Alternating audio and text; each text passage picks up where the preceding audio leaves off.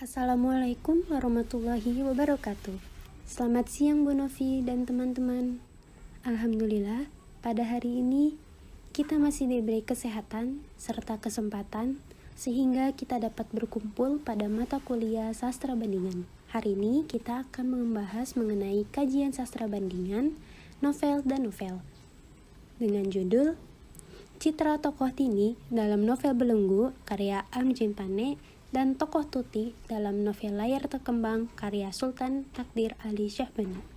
Sebelum kita masuk pada materi hari ini, perkenalkan saya Risanti Nurhidayanti dengan NIM 90 sebagai moderator juga presentator. Dan ada kedua teman saya yaitu Ramdina Putri Amanda dengan NIM 92 dan juga Ahmad Rifki Fauzan dengan NIM 100. Masuk kepada materi yang pertama, yaitu mengenai pengertian citra perempuan. Citraan merupakan gambaran yang dipunyai oleh seseorang, baik itu mengenai pribadinya maupun kesan mental yang ditimbulkan oleh kata, frasa, atau kalimat. Citra perempuan diartikan sebagai wujud gambaran mental spiritual dan tingkah laku keseharian perempuan yang menunjukkan wajah dan ciri khas perempuan. Citra perempuan di sini dibedakan menjadi dua, yaitu citra diri dan juga citra sosial. Menurut Sugiastuti dan Soeharto, citra diri merupakan keadaan atau pandangan perempuan yang berasal dari dalam dirinya sendiri. Pandangan itu meliputi aspek fisik dan juga aspek psikis. Sementara menurut Marta, citra sosial merupakan citra perempuan yang erat hubungannya dengan norma dan sistem nilai yang berlaku dalam masyarakat. Tempat di mana perempuan berperan sebagai bagian dari masyarakat dan berhasrat mengadakan hubungan antar manusia. Pembahasan selanjutnya adalah unsur intrinsik novel Belenggu karya Armin Pane dan novel Layar Terkembang karya Sultan Takdir Ali Syahbani. Yang pertama adalah tema. Tema mayor dalam novel Belenggu adalah kehidupan rumah tangga. Sementara tema minornya adalah percintaan, perselingkuhan, dan modernisasi. Kemudian tema mayor dalam novel Layar Terkembang adalah emansipasi wanita. Sementara tema minornya adalah percintaan. Selanjutnya adalah alur. Novel Belenggu dan Layar Terkembang sama-sama menggunakan alur maju dalam pelukisan pengangkaian ceritanya, di mana dalam novel Belenggu dimulai dengan pengenalan tokoh, yaitu Sukartono atau Tono yang merupakan seorang dokter, dan Sumartini atau Tini yang merupakan istri dari Tono. Hubungan rumah tangga mereka sudah tidak akur lagi seperti dulu. Kemudian, Tono yang merasa kurang kasih sayang akhirnya bertemu dengan Rohayah atau Ya, yang ternyata merupakan teman lamanya waktu di Bandung. Hubungan mereka pun berjalan tanpa diketahui oleh Tini. Sampai pada akhirnya Tini pun tahu hubungan mereka dan meminta untuk berpisah dengan Tono. Dan akhirnya Yah pun juga meninggalkan Tono. Sementara dalam novel Layar Terkembang dimulai ketika dua bersaudara, yaitu Tuti dan Maria yang bertemu dengan Yusuf. Ternyata pertemuan itu membekas di hati Maria dan Yusuf sendiri. Sampai pada akhirnya mereka dekat dan berpikiran untuk menikah. Tapi Tuti tidak begitu senang dengan hubungan adiknya dengan Yusuf, karena ia sendiri meyakini bahwa perempuan bisa hidup sendiri tanpa didampingi oleh laki-laki. Dan Maria pun marah kepada kakaknya. Masalah lain muncul ketika Maria memiliki penyakit malaria dan TBC yang pada akhirnya merenggut nyawanya. Tapi sebelum meninggal, Maria berpesan kepada Tuti agar ia menikah dengan Yusuf. Dan pada akhirnya Tuti dan Yusuf pun menyanggupi permintaan terakhir Maria. Selanjutnya adalah sudut pandang. Novel Belenggu dan Layar Terkembang sama-sama menggunakan sudut pandang orang ketiga dalam pelukisan rangkaian ceritanya.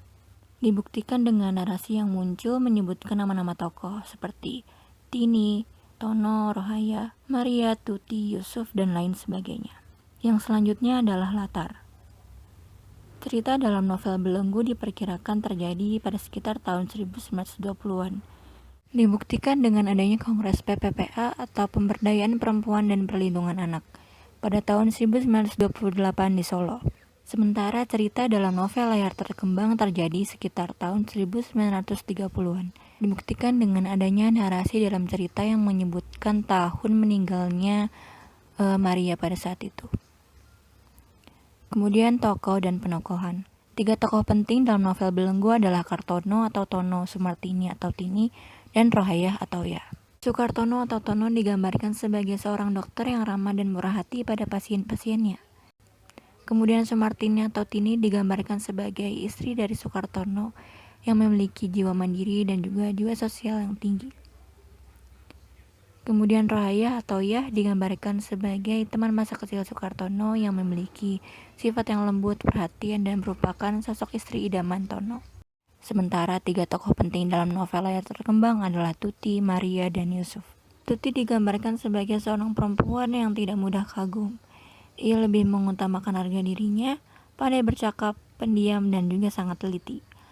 Kemudian Maria digambarkan sebagai seorang perempuan yang mudah kagum, mudah memuji, mudah tersenyum, sangat girang dan juga ceria.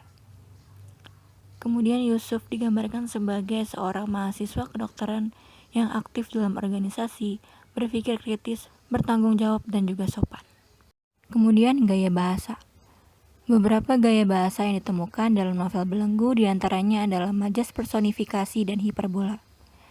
Sementara dalam novel layar terkembang diantaranya adalah majas litotes, majas personifikasi, dan majas hiperbola.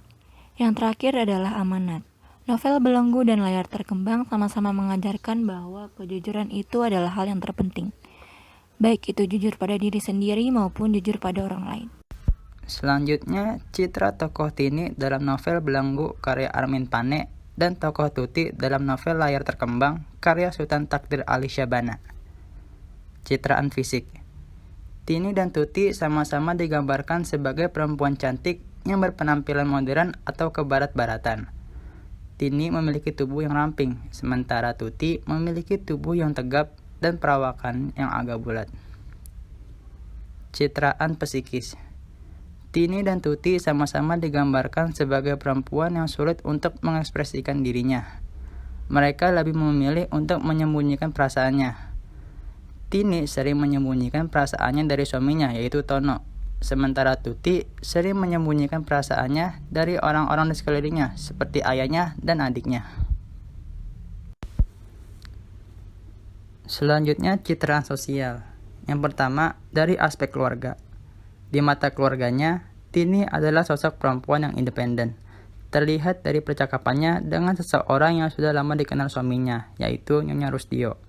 Bahwa tidak seperti istri-istri pada umumnya, Tini tidak ingin hanya diam saja di rumah dan menunggu suaminya pulang. Tini juga ingin berkegiatan di luar rumah dan menemui teman-temannya. Suaminya, yaitu Tono, menganggap bahwa Tini yang di rumah dan Tini yang di luar rumah adalah sosok yang berbeda. Tuti juga digambarkan sebagai sosok perempuan yang independen. Apalagi setelah ibunya meninggal dunia, Tuti seakan-akan menjadi seseorang yang menggantikan sosok ibunya di rumah. Sebagai seorang kakak, Tuti juga seringkali menasihati adik satu-satunya itu, yaitu Maria, yang perangannya berbeda 180 derajat dari dirinya. Selanjutnya yang kedua dari aspek masyarakat. Di mata teman-temannya, Tini digambarkan sebagai perempuan yang independen, berpendirian dan berpendapat kokoh, serta mudah bergaul. Tini seringkali tidak mempedulikan omongan-omongan orang mengenai dirinya sendiri, baik itu mengenai penampilannya atau bahkan pemikirannya yang cenderung ke barat-baratan. Tini juga sangat mengutamakan kesetaraan gender, dilihat dari percakapannya dengan teman-temannya dan suaminya mengenai peran seorang istri. Juga dari kegiatannya yang sering mengikuti kegiatan atau organisasi bertemakan perempuan. Tuti juga digambarkan sebagai sosok perempuan yang bebas dan mudah bergaul. Ia senang sekali mengikuti perkumpulan atau organisasi-organisasi perempuan. Oleh karena itu, ia menjabat sebagai ketua cabang organisasi Putri Sedar. Sama seperti Tini, Tuti juga sangat mengutamakan kesetaraan gender.